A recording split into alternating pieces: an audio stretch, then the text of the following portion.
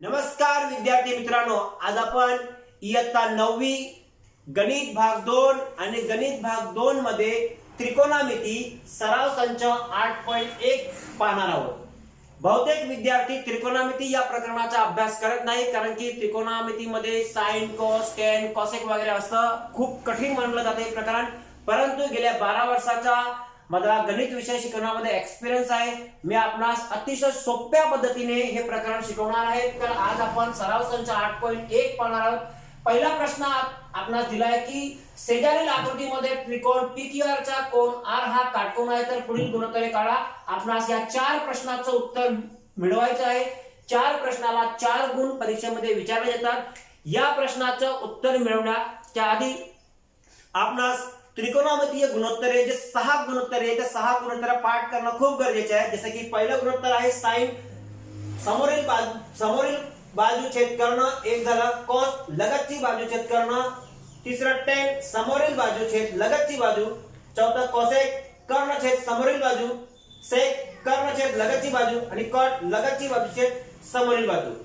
अशा पद्धतीने आपणास जर पाठ होत नसेल तर सर्वात शॉर्टकट आहे. शॉर्टकट आपण असं वापरूया, साइन बरोबर स क. स म्हणजे समोरील बाजू आणि क म्हणजे कर्ण. कॉस, लगतची बाजू छेद कर्ण पाठ होत असेल तर ल क, स ल, हे 3 झालं. मग तिघांचं उलट करा. बघा आता या ठिकाणी जर आपण या ठिकाणी चौथं पाहिलं तर चौथं आहे कर्ण छेद समोरील बाजू. बघा पहिल्याचं याचं उलट करून चौथ्यामध्ये आपण रूपांतर करू शकतो.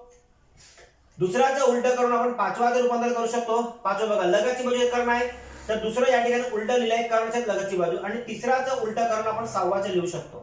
म्हणजे सुरुवातीला आपणास फक्त 3 त्रिकोणमितीय गुणोत्तरे पाठ करणं गरजेचे आहे. ते आहे समोरील बाजू छेद कर्ण, लगतची बाजू छेद कर्ण आणि समोरील बाजू छेद लगतची बाजू. आता येऊया आपण मूळ विषयावर, जे आपले 4 प्रश्न आहेत. पहिला प्रश्न आहे साइन पी. तर साइन पी याचं उत्तर मिळवण्याकरता साइन पी चं आपला सर्वात महत्वाचं या ठिकाणी कोन पी, आणि या ठिकाणी सर्वात महत्वाचा आपल्याला काय करावं लागेल, साइनचे सूत्र काय आहे तर समोरील बाजू छेद करणं. म्हणजे आपल्याला या ठिकाणी लिहावं लागेल समोरील बाजू छेद करणं. ओके, तर या ठिकाणी मी आपल्याला लिहिले आहे की समोरील बाजू छेद करणं. समोरील बाजू छेद, जर साइनचं सूत्र पाठ असेल म्हणजे त्रिकोणमितीय गुणोत्तर पाठ असेल तरच आपण या ठिकाणी लिहू शकतो समोरील बाजू छेद करणं. आता पी या ठिकाणी त्रिकोण हा दिलेला आहे, म्हणून त्रिकोणामध्ये बघा कधीही एक काटकोनचं चिन्ह आहे. या काटकोनच्या चिन्हाच्या समोरच कर्ण असतो कधीही कुठल्याही त्रिकोणामध्ये. बघा या ठिकाणी एक मी त्रिकोण काढलाय, हे बघा काटकोनचे चिन्ह आहे, त्याच्या समोर काय असणार आहे तो कर्ण असणार आहे. म्हणजे त्रिकोणामध्ये 3 बाजू 3 कोन जे असतात, या ठिकाणी सर्वात महत्त्वाचे आहे की काटकोनच्या समोर कर्ण. आता राहिल्या उरल्या 2 बाजू, इथे लगतची बाजू येणार आहे की इथे समोरची बाजू येणार आहे. मग उरला प्रश्न कधी, तर ज्यावेळी जो प्रश्न निर्माण झालाय, जसं की या ठिकाणी पी आहे, तर पी म्हणजे या कोणाच्या समोरील बाजू, म्हणजे ही काय झाली समोरील बाजू. मग आता कर्ण मिळाला, समोरील बाजू मिळाली, तर ऑटोमॅटिक ही काय राहिली लगतची बाजू. मग आपल्याला किंमत भरायची. आता पी च्या समोरील बाजू कोण, तर पी च्या समोरील बाजू हे बघा समोरील बाजू आहे म्हणजे आर क्यू. आणि कर्ण तर आपल्याला मिळाला आहे पी क्यू. ऑटोमॅटिक या प्रश्नाचं उत्तर मिळालं. का मिळालं, तर आपलं पाढचं सूत्र समोरील बाजू छेद करणं. ओके, प्रत्येक वेळी त्रिकोण हा वेगळा असेल. आता आपण या ठिकाणी cos क्यू, आता पी चं झालंय. आता दुसऱ्या प्रश्नाचं उत्तर मिळवण्याचा प्रयत्न करूया. दुसऱ्या प्रश्नामध्ये नेमका कर्ण प्रत्येक वेळी काय असणार आहे, समान असणार आहे. आता या ठिकाणी cos क्यू म्हणजे या ठिकाणी काय येणार आहे कोन क्यू. तर cos चं सूत्र काय आहे, cos चं सूत्र आहे लगतची बाजू, लगतची बाजू छेद करणं. म्हणजे कर्ण तर आपल्याला मिळाला आहे. कर्ण कोण आहे, पी क्यू. आता लगतची बाजू क्यू ची. मग आता क्यू कुठे आहे, तर क्यू हा आहे. मग क्यू जर हा असेल, या ठिकाणी क्यू हा आहे, तर क्यू च्या समोरीलची बाजू कोण झाला, हे समोरील बाजू. कर्ण मिळाला, समोरील बाजू मिळाली, परंतु आपणास तर लगतची बाजू पाहिजे. मग उरलं कोण, ही बाजू म्हणजे ही लगतची बाजू. म्हणजे कुठली बाजू आली, आर क्यू. ओके, आता ही लगतची बाजू होती आर क्यू. आता या ठिकाणी 2 प्रश्नाचं उत्तर आपण काय केले, मिळवलंय. आता तिसऱ्या प्रश्नाचं उत्तर मिळवण्याचा प्रयत्न करूया. बघा आपण या ठिकाणी लिहून घेतलं तरी चालेल. आता आपण काय करा, तिसरा प्रश्न बघा पहिला झाला, दुसरा झाला, तिसरा प्रश्न आता या ठिकाणी काय आहे, 10 पी 10p मध्ये विशेषतः आपण काय या ठिकाणी बघणार आहे, सूत्र बघूया. 10 चे सूत्र काय आहे. आता 10 चे सूत्र काय आहे, तर 10 चे सूत्र आहे समोरील बाजू छेद लगतची बाजू. समोरील बाजू छेद लगतची बाजू. कर्ण राहिला. आता परत आहे कोण, पी आहे. मग पी कोण या ठिकाणी, मग याची समोरची बाजू कोण आहे, काय समोरची बाजू, आर क्यू. मग राहिलं कोण, समोरची बाजू. बस तर लगतची बाजू राहिली, ही समोरची तर ही लगतची राहिली. मग लगतची बाजू आहे पी आर. तिसऱ्या प्रश्नाचं उत्तर आपण काय केले, मिळवलंय. चौथ्या प्रश्नाचं उत्तर मिळवण्याचा प्रयत्न करूया आपण. 10Q. मग 10Q कोण Q. आता 10Q आहे. मग सूत्र काय आहे, 10 तेच आहे,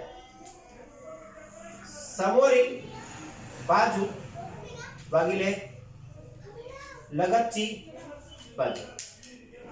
आता तुम्ही सांगते सर सूत्र तर समान आहे, भले समान असेल परंतु कोण वेगळा आहे. म्हणजे कोण आता या ठिकाणी काय आहे, कोण या ठिकाणी Q आहे. मग Q च्या समोरील बाजू ही आहे.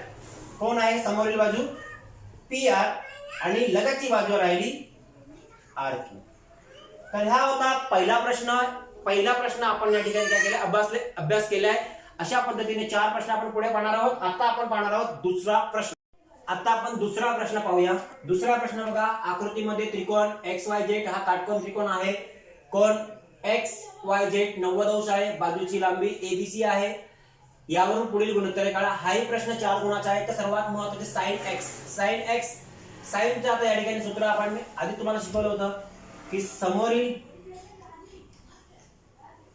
बाजू छेद कर्ण. मग कोणाचा, x चा. मग याच्या समोर बघा, आता हे काटकोन चिन्ह बघा, काटकोन चिन्ह लक्षात ठेवा. काटकोनच्या समोर कर्ण, कधी न विसरता लक्षात ठेवा, काटकोन चिन्हाच्या समोर कर्ण असतो. मग हा x दिलाय, मग x च्या समोर या कोपऱ्यातून म्हणजे कोण दुभाजक आपण काढतो ना, त्या पद्धतीने या ठिकाणी जी असणारी ही बाजू जी आहे ह्याची समोरची बाजू, आणि उरली कोण, ही बाजू, म्हणजे ही काय झाली, लगतची बाजू झाली. म्हणजेच या ठिकाणी समोरील बाजू आलं YZ, आणि कर्ण या ठिकाणी मिळाला XZ. परंतु या ठिकाणी त्यांनी म्हटलं आहे की A किंवा B C ची गुणोत्तरे काढायची. मग या ठिकाणी YZ A आहे आणि XZ C आहे. तर हे आहे पहिल्या प्रश्नाचं उत्तर. बघा व्यवस्थित कळलं आपणास. आता दुसरा प्रश्न बघा, 10Z. म्हणजे या ठिकाणी काय लिहायचं आहे, 10, आणि या ठिकाणी काय लिहिणार, Z. मग या ठिकाणी परत काय लिहिणार आहे, 10 आणि Z. मग इथे काय 10 आहे, Z लिहिला. ओके. तर 10 चे सूत्र आपणास या ठिकाणी समोरील बाजू छेद लगतची बाजू. मग या ठिकाणी काय येणार आहे, लगतची बाजू. आता Z आहे, म्हणजे हे आपणास काय करावं लागेल, कर्ण तसाच असणार आहे, कर्णाचा काहीही बदल होत नाही, फक्त लगतची बाजू समोरची बाजू. Z, आता Z पुढे हा Z आहे. ओके. मग Z च्या समोरील बाजू कोण असणार आहे, ही Y XY, ही आली समोरची बाजू. ओके.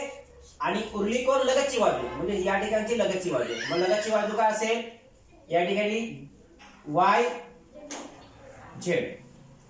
मग XY कोण आहे, B आहे, आणि या ठिकाणी YZ कोण आहे, A आहे. अशा पद्धतीने आपण दुसऱ्या प्रश्नाचं उत्तरही काय केलंय, मिळवलंय. आता आपण तिसऱ्या प्रश्नाकडे वळूया. तिसरा प्रश्न आहे cos x. म्हणजे या ठिकाणी काय असणार आहे, cos x. इथे काय असेल, कुठला कोण असेल, कोण बदलेल x. मग cos चं सूत्र आहे लगतची बाजू छेद कर्ण. म्हणजे इथे काय कर्ण, आणि इथे काय लगतची बाजू.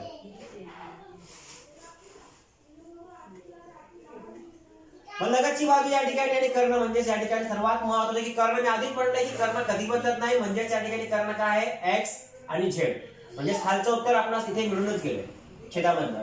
आता लगतची बाजू x ची, x हा आहे, x ची समोरील बाजू ही आणि ही काय राहिली लगतची बाजू. आपणास काय हवं लगतची बाजू xy आणि तो आहे त्याची किंमत आहे b. अशा पद्धतीने आपण रोमन संख्या तिसऱ्या प्रश्नाचे उत्तरही मिळवले. आता आपण चौथ्या प्रश्नाचे उत्तर मिळवण्याचा प्रयत्न करूया. चौथा प्रश्न असा आहे की 10x म्हणजे या ठिकाणी काय असणार आहे 10 असणार आहे. परत या ठिकाणी काय असणार आहे x असेल. मग 10 चं सूत्र आपणास या ठिकाणी दिले आहे की समोरची बाजू छेद लगतची बाजू. म्हणजे आता आपल्याला काय करावं लागेल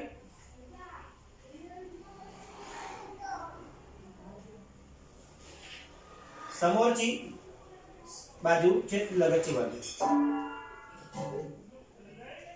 आता समोरची बाजू आणि लगतची बाजू आपणास x ची काढायची आहे. x हा आहे, x ची समोरची बाजू ही आहे yz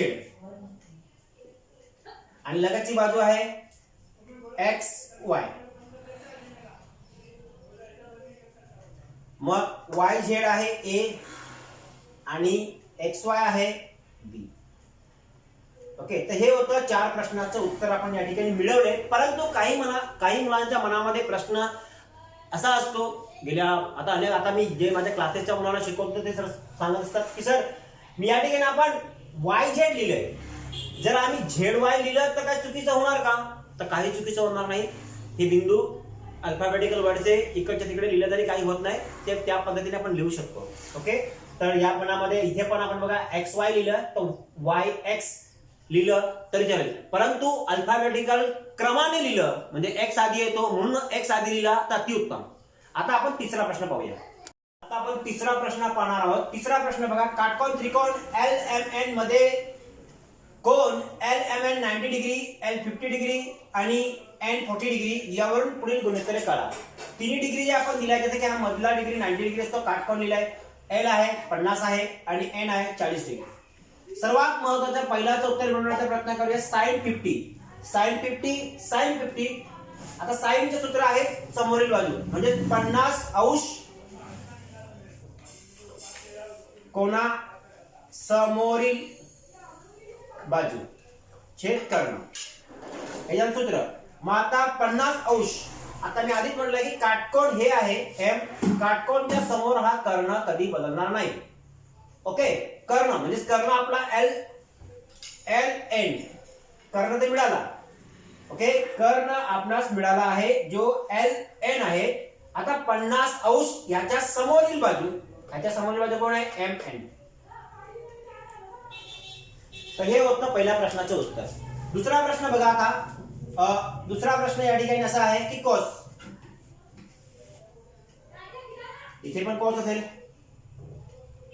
50 अंश. आता 50 कॉसचं सूत्र आहे लगतची बाजू 50 अंश लगतची बाजू. कर्ण मी आधीच म्हटलंय, कर्ण आपणास मिळाला होता LN. लगतची बाजू 50 अंशची या ठिकाणी लगतची बाजू आपल्याला मिळवायची आहे. तर लगतची बाजू या ठिकाणी 50 ची का असेल, ही समोरची बाजू, ही कर्ण, तर लगतची बाजू काय आहे LN. अशा पद्धतीने आपण दुसऱ्या प्रश्नाचं उत्तरही मिळवलंय. विद्यार्थी मित्रांनो, मी वारंवार सांगत आहे की आपणास त्रिकोणमिती या प्रकरणाचा अभ्यास करत असताना सर्वात महत्त्वाचे की त्रिकोणमितीची 6 गुणोत्तरे आहेत. किती? 6. ते 6चे 6 गुणोत्तरे आपणास पाठ करायचे. जेव्हा ही गुणोत्तरे आपण पाठ करू तेव्हाच आपण त्रिकोणमिती या प्रकरणाचा अभ्यास करू शकतो. तर हे प्रकरण सोपं आहे. बघा, हे मी 6 गुणोत्तरे लिहून ठेवलेली आहे. ओके, तर आपण तिसरा प्रश्न सोडवण्याचा प्रयत्न करू. दुसराही झाला. तिसरा प्रश्न बघा, हा तिसरा प्रश्न आहे 10 40. तर या ठिकाणी 10 40 इथे 40. 10 चे सूत्र आहे समोरील बाजू छेद लगतची बाजू. तर 40 अंश च्या कोना समोरील बाजू छेद लगतची बाजू. आता 40 अंश 40 अंश ल स आपण फक्त हे करू, कर्ण तसाच असणार आहे. तर 40 अंश हा आहे. मग 40 अंशाच्या समोरील बाजू काय येणार आहे, ही स मोरला ल. मग LM आणि mn. तर अशा पद्धतीने आपण तिसऱ्या प्रश्नाचं उत्तर मिळवलं. शेवटचा राहिला चौथा प्रश्न असा आहे, जसे की या ठिकाणी मी लिहिलं आहे cos 40 डिग्री.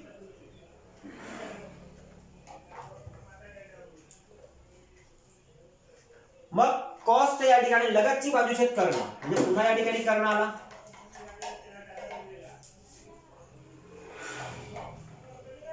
आणि इथे नाही लगतची बाजू.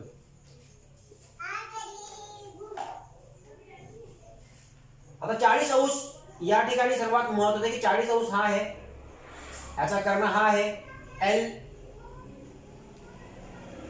एन, आणि 40 अंशाच्या समोरील बाजू ही आहे आणि आपणास लगतची बाजू पाहिजे कारण की तो कोस आहे. मग लगतची बाजू काय आहे आपली, या ठिकाणी ही समोरची बाजू, ती लगतची बाजू आहे एम एन. ओके, तर हे होतं सराव संच 8.1 मधला तिसरा प्रश्न. आता शेवटचा प्रश्न, चौथा प्रश्न पाहूया आपण. आता आपण चौथा प्रश्न पाहणार आहोत. दिलेल्या आकृतीमध्ये कोन PQR 90 अंश, PQS 90 अंश आणि कोन PQR अल्फा आणि कोन, आता बघा R हा अल्फा आहे आणि P हा या ठिकाणी थीटा आहे. तर पुढील त्रिकोणमितीय गुणोत्तर लिहा. तर सर्वात महत्त्वाचे आहे की 3 प्रश्न दिलेले आहेत, sine alpha, cos alpha, tan alpha. Okay, फक्त या ठिकाणी काय करायचं, साइन अल्फा. मग साइनचे सूत्र काय दिलंय, समोरील बाजूचे कर्ण.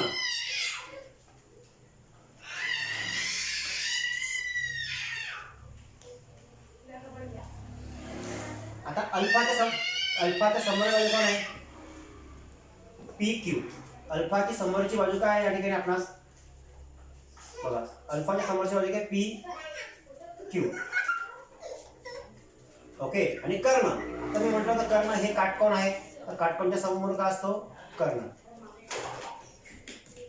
काटकोनच्या समोर कर्ण काय आहे, RP. एक झालं पहिलंच उत्तर. Okay, cos alpha. आता या ठिकाणी कॉसचं सूत्र आहे लगतची बाजू छेद कर्ण. तर आपल्याला मिळालाच आहे, तो असेल RP. आता लगतची बाजू बघूया, अल्फाची लगतची बाजू. आता या ठिकाणी कर्ण झाला, समोरची बाजू लगतची बाजू या ठिकाणी आहे RQ. लगतची बाजू आली, समोरची बाजू आली. आता टेन, समोरील बाजू छेद लगतची बाजू. आता अल्फाची समोरची बाजू आहे PQ आणि लगतची बाजू आहे RQ. तर या ठिकाणी आपण चौथ्या प्रश्नामध्ये पहिला प्रश्न समजून घेतलाय, व्यवस्थित समजावला आहे.